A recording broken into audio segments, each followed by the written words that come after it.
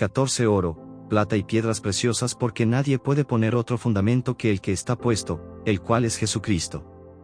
Y si sobre este fundamento alguno edificare oro, plata, piedras preciosas, madera, heno, hojarasca, la obra de cada uno se hará manifiesta, porque el día la declarará, pues por el fuego será revelada, y la obra de cada uno cual sea, el fuego la probará. Si permaneciere la obra de alguno que sobreedificó, recibirá recompensa. Si la obra de alguno se quemare, él sufrirá pérdida, si bien él mismo será salvo, aunque así como por fuego. 1 Corintios 3 de noviembre de 2015. Esta afirmación es una de las que respaldan más fuertemente la seguridad eterna, de todas las que se encuentran en la Biblia. En este pasaje el apóstol Pablo relata lo que ocurrirá en el tribunal de Cristo.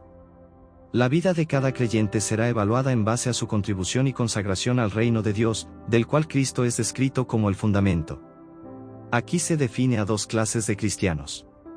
El primer hombre que comparece para ser evaluado, representa a aquellos que hicieron contribuciones reales al reino de Dios durante su vida terrenal. Sus obras se describen como oro, plata, piedras preciosas. Son de tal calidad que sobreviven al intenso examen del Salvador. Por consiguiente, este hombre es recompensado por su fidelidad. Luego aparece el segundo hombre. Este representa a los creyentes que no tienen tiempo para las cosas de Cristo, que viven su vida para sí mismos.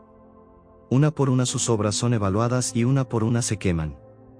Sus obras se describen como madera, heno, hojarasca. Sus obras no tienen substancia real, ni valor eterno. Cuando se aclara el humo, se enfrenta con la realidad de que a la estimación de Dios, nada de aquello por lo que él ha vivido cuenta. Ha pasado su vida entera persiguiendo cosas. Su éxito terrenal se enfocó en aquellas cosas que son perecederas, temporales. Pablo dice que este hombre sufrirá pérdida. Esto es, no tendrá nada que mostrar por su vida, habrá perdido todo. Pero, concluye Pablo, el hombre en sí será salvo. Este pasaje es muy poderoso porque nos presenta a un cristiano que en ningún punto de su vida produjo algún fruto eterno. Y, sin embargo, su salvación nunca estuvo en peligro. Nunca se cuestiona dónde pasará la eternidad. Buenas noticias, malas noticias. A pesar de su posición segura como un hijo de Dios, este individuo probablemente no dejó la escena regocijándose. Su vida entera fue descartada como una pila de hojarasca que humea. Y para empeorar las cosas, su Salvador, a quien le debía todo, actuó como su juez. Este hombre en verdad sufrió pérdida. Y no todo concluyó aquí. Porque las Escrituras nos dicen que la fidelidad o infidelidad del hombre en esta vida, resulta mucho más que un simple momento de regocijo o vergüenza en el tribunal de Cristo. Lo que tiene lugar en el tribunal, tiene consecuencias perdurables. La recompensa de autoridad. Los evangelios están llenos de parábolas que ilustran este mismo punto. Una de ellas enfoca a un propietario que confió sus posesiones a 3 esclavos mientras él se iba de viaje.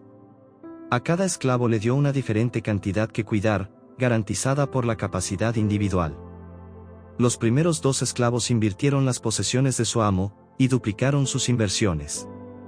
El tercero, sin embargo, escondió en la tierra el talento de su amo. Después de mucho tiempo, el amo regresó y llamó a los esclavos para arreglar cuentas.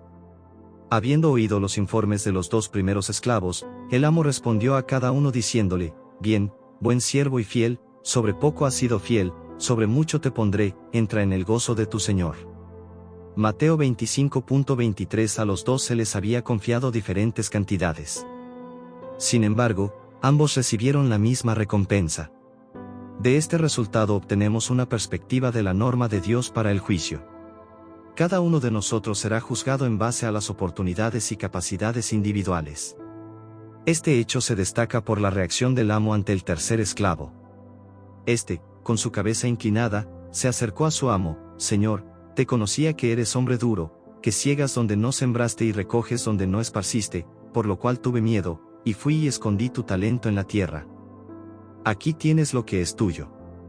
Mateo 25.24 a 25. No había hecho nada con el talento de su amo. Ni siquiera había tratado de hacer algo con ese dinero.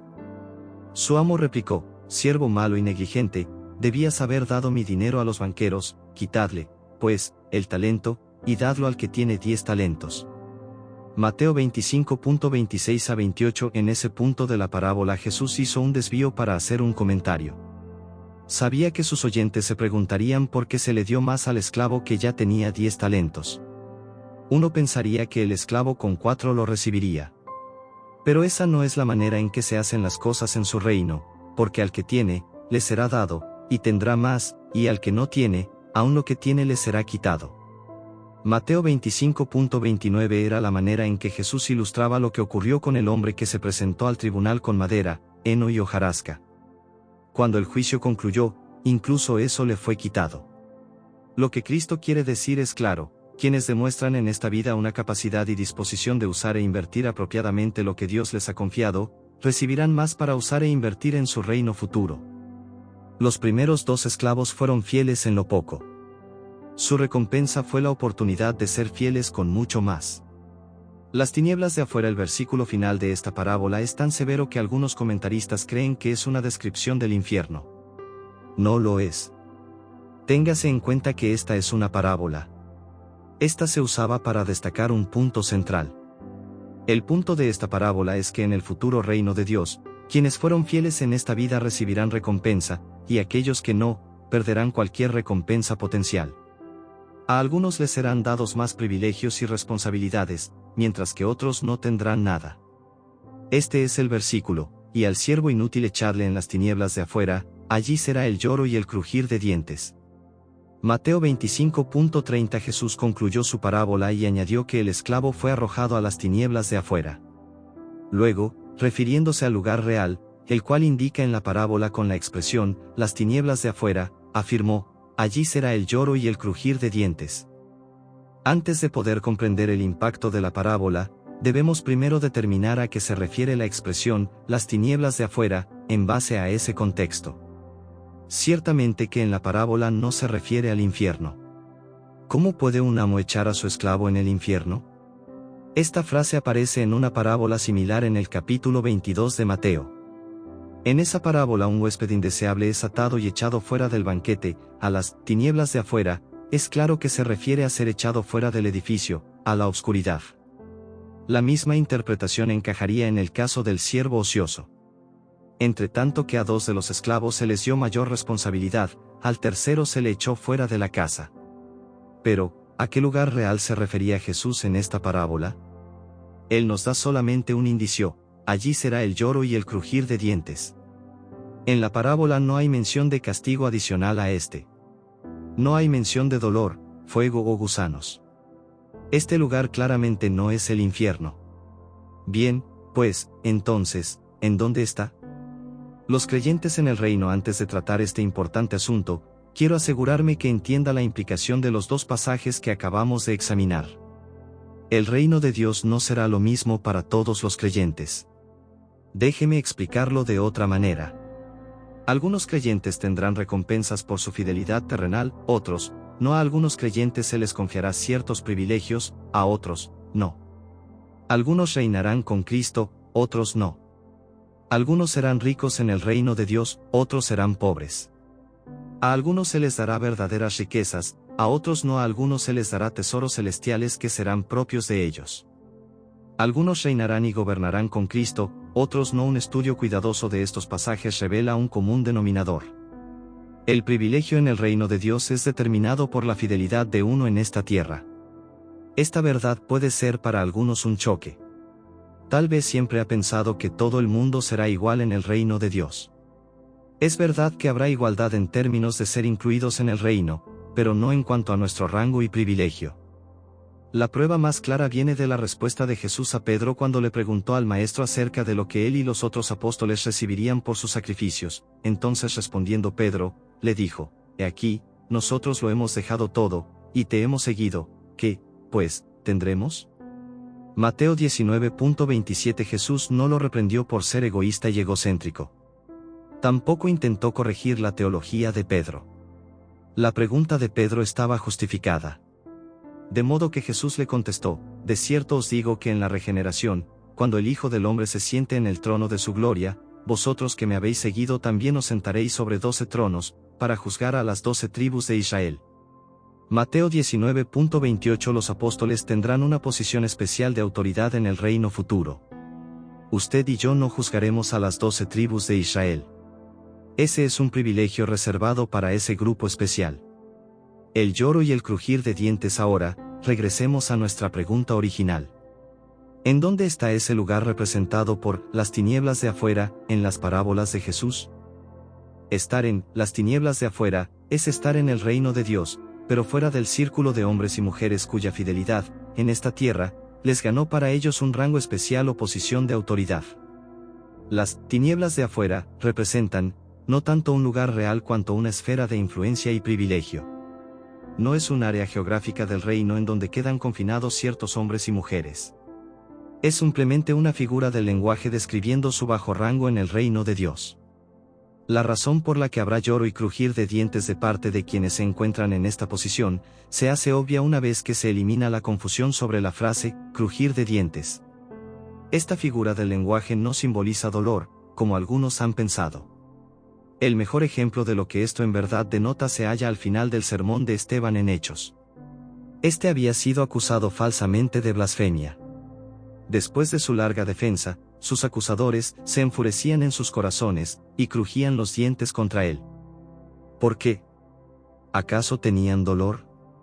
No, era debido a que no podían resistir a la sabiduría y al espíritu con que hablaba.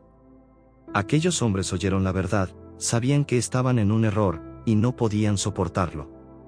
Estaban extremadamente frustrados consigo mismos. Pero, en lugar de arrepentirse, silenciaron la voz de la verdad.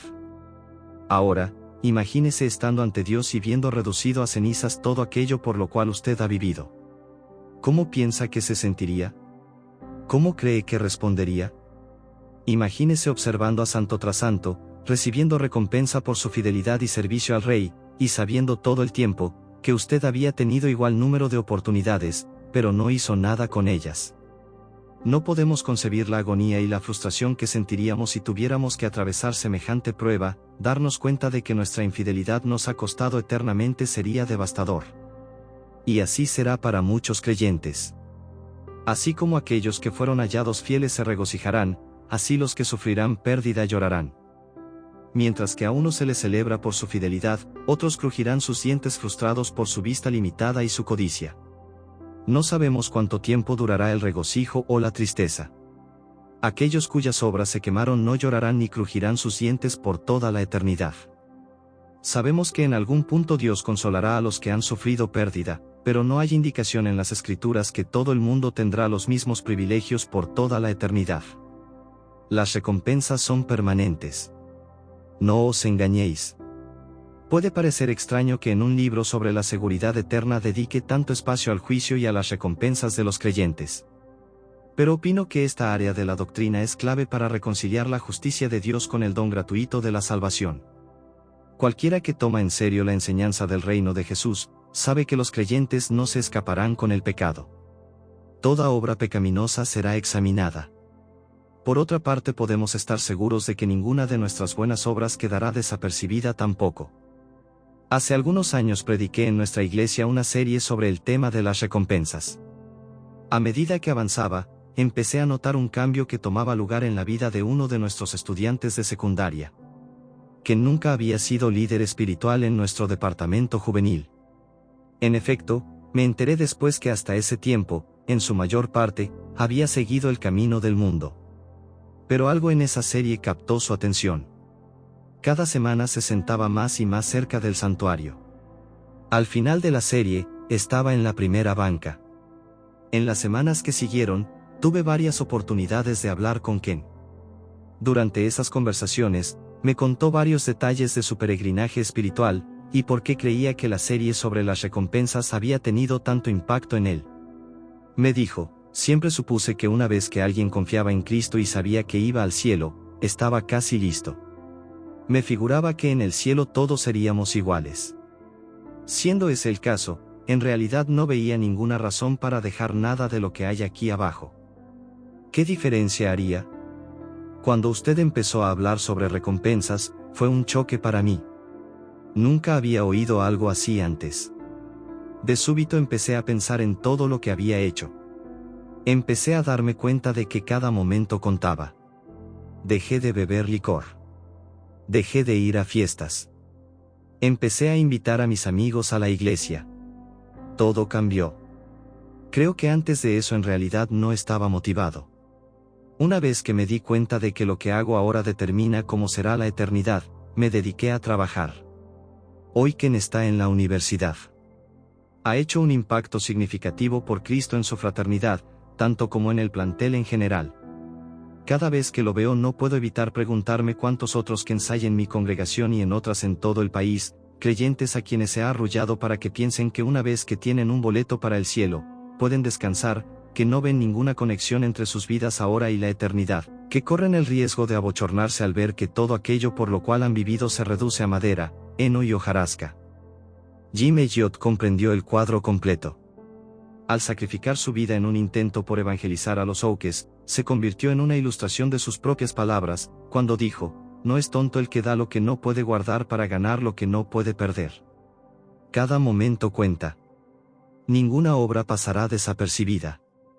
Todos nosotros deberemos rendir cuentas. Nadie se escapará con alguna cosa. Si usted es un creyente que vive para Cristo, estas noticias deben estimularle. Si, no obstante, es uno de aquellos que han estado contentos simplemente con saber que van camino al cielo, esta información debe ser perturbadora. Es mi oración que renueve su compromiso con Cristo y empiece a vivir por Él. Preste atención a las palabras de Pablo, no os engañéis, Dios no puede ser burlado, pues todo lo que el hombre sembrare, eso también segará. No nos cansemos, pues, de hacer bien, porque a su tiempo segaremos, si no desmayamos. Gálatas 6.7-9, ¿sabe usted? 1. ¿Cuáles tipos de creyentes están representados por oro, plata y piedras preciosas, y madera, heno y hojarasca? 2. En la parábola de los talentos, ¿por qué al siervo con más dinero se le dio más? ¿Qué punto estaba Jesús destacando? 3. ¿Será el reino de Dios igual para todos los creyentes? Explique. 4. De acuerdo al autor, ¿qué representa en las parábolas de Jesús la expresión, las tinieblas de afuera? 5. ¿Qué significa la frase crujir de dientes? Al interpretar las parábolas y las ilustraciones es un error común confundir los detalles figurados de la ilustración con elementos del mundo real. Esta tendencia a traer los detalles del ámbito de lo imaginario al mundo real causa confusión innecesaria. La referencia de Jesús a las ramas que se echan en el fuego y arden, en Juan 15, es un buen ejemplo. Algunos han interpretado sus palabras como queriendo decir que los creyentes que no llevan fruto son extirpados del cuerpo de Cristo, y con el tiempo arrojados al infierno. Hayes comenta, esta afirmación ha causado perplejidad innecesaria. La principal razón para ello es el fuerte impulso que muchos lectores tienen para identificar la referencia con el fuego del infierno. No hay ninguna razón para pensar en el fuego literal, así como no estamos tratando con una vid literal, ni ramas literales, ni fruto literal. Fuego, aquí es simplemente otro elemento figurado en la metáfora horticultural. Absolutely Free, Sunderland, Grand Rapids, Mi, 1989, p. 135, el creyente que no lleva fruto es separado, archivado. No tiene uso práctico para Cristo y su reino, así como la rama que no lleva fruto no tiene uso para la vid fructífera. Para mayor información sobre este punto de vista de las tinieblas de afuera, véase San Hayes, Grace in Eclipse, a Stadion Eternal Rewards, Redención Viva, Dallas, TX, 1985, pp 86-95.